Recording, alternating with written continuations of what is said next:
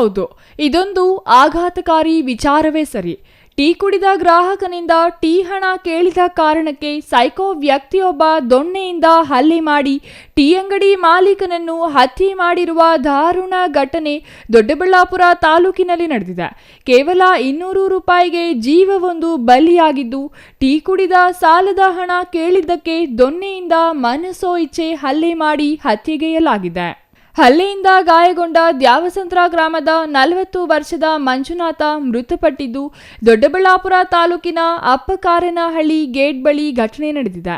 ಅಪ್ಪಕಾರನಹಳ್ಳಿಯ ಮುನಿರಾಜ್ ಕೊಲೆ ಮಾಡಿದ ಆರೋಪಿಯಾಗಿದ್ದು, ಮೇ 12ರಂದು ಮುನಿರಾಜು ಮಂಜುನಾಥ್ ಮೇಲೆ ಹಲ್ಲೆ ನಡೆಸಿದ್ದಾನೆ. ಬೆಳಿಗ್ಗೆ ಟೀ ಕುಡಿಯಲು ಅಂಗಡಿ ಬಳಿ ಬಂದಿದ್ದ ಮುನಿರಾಜ್ ಮತ್ತೆ ಸಾಲದಲ್ಲಿ ಟೀ ಕೊಡುವಂತೆ ಕೇಳಿದ್ದಾನೆ.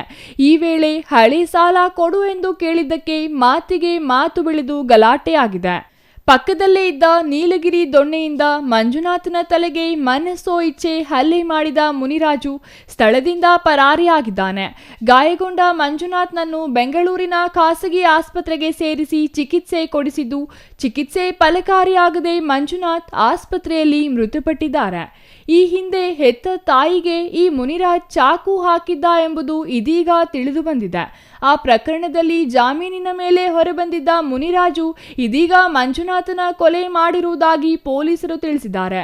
ಘಟನೆ ಕುರಿತು ದೊಡ್ಡಬೆಳ್ಳವಂಗಲ ಪೊಲೀಸ್ ಠಾಣೆಯಲ್ಲಿ ದೂರು ದಾಖಲಾಗಿದ್ದು, ಕೊಲೆ ಮಾಡಿದ ಆರೋಪಿಯನ್ನು ವಶಕ್ಕೆ ಪಡೆದ ಪೊಲೀಸರು ವಿಚಾರಣೆ ಮುಂದುವರೆಸಿದ್ದಾರೆ. ಈಗ ಏನಂದ್ರೆ ಅಲ್ಲಿ ಟೀ ಕುಡಿದು 200 ರೂಪಾಯಿ ಸಾಲ ಆಗಿತ್ತಂತೆ. ಟೀ ಕುಡಿಯೋಕ್ಕೆ ಸಿಗರೇಟ್ ಸೇದೋಕ್ಕೆ ಬಂದವ್ರೆ. ತಿರ್ಗಾ ಅದೇನು ಅಂತ ಗೊತ್ತಿಲ್ಲ. 200 ರೂಪಾಯಿ ಕೇಳಿದ್ದಕ್ಕೆ ಇವಾಗಳ್ದು ಬ್ಯಾಲೆನ್ಸ್ ಕೊಟ್ಬಿಟ್ಟು ಇವಾಗ ಮುಂದಕ್ಕೆ ತಗೊಳಪ್ಪ ಅಂತ ಹೇಳಿದ್ದಾರೆ. ನೀನು ಬೋಳಿ ಮಗನೇ, ನೀನು ಅದು ಹೆಂಗೆ ಅಂಗಡಿ ಮಾಡ್ತೀಯ? ನನ್ನೇ ಕಾಸು ಕೇಳ್ತೀಯ, ನೀನು ಅದು ಹೆಂಗೆ ಅಂಗಡಿ ಮಾಡ್ತೀಯ? ನೀನು ಅದು ಹೆಂಗೆ ಬದುಕ್ತೀಯ? ನಾನು ನೋಡ್ತೀನಿ ಕಳ್ಳ ಅಂತೇಳಿ ನೀವು ಈ ಪ್ಲೀಸ್ತು ಸುಟ್ಟೋಗಿರೋ ಕೋಲಿ ಅಲ್ಲಿ ಬಿದ್ದಿದ್ದ ಸಹೋದರಿ ಪಕ್ಕದಲ್ಲಿ ಹಿಂದೆಯಿಂದ ಯಾಮಾರಿಸಿ ತಲೆಗೆ 3-4 ಏಟು ಹೊಡೆದಿದ್ದ ಮಕ್ಕೆ ಹೊಡೆದ್ಬಿಟ್ಟಿದ್ದಾರೆ.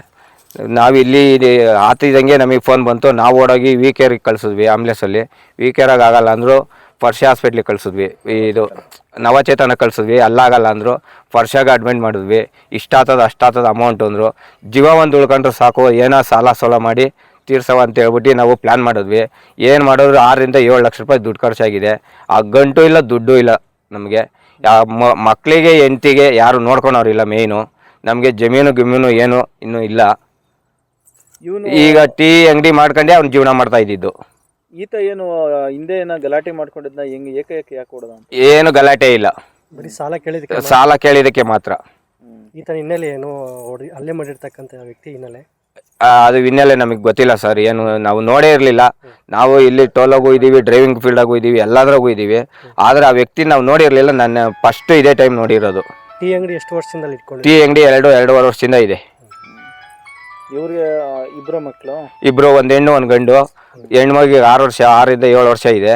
ಇವರು ಅಲ್ಲಿಗೆ 15 16 ವರ್ಷ ಇದೆ ಗಂಡು ಮಗಿಗೆ. Mahesh, CTV news, Doddaballapura.